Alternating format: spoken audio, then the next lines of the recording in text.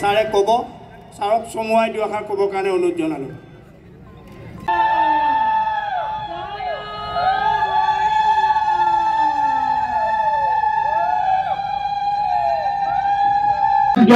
আজি ৫,০০০তকৈ অধিক মহিলা ইয়াত একেলগে জুবিন গাৰ্গৰ মায়াবিনী গীত গায়।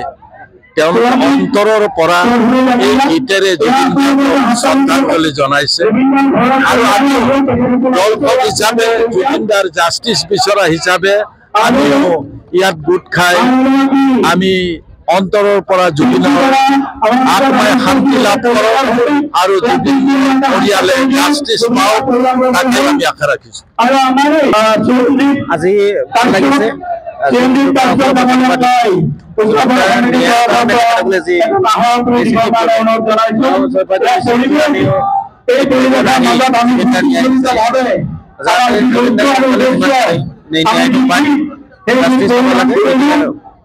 ৰাইজৰ ওচৰত প্ৰাৰ্থনা থাকিল।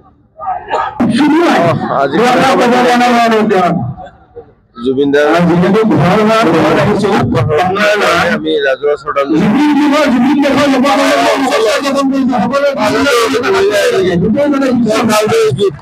আমি মায়াবিনী ৰাতি সংগীতেৰে তেওঁক আমি জীয়াই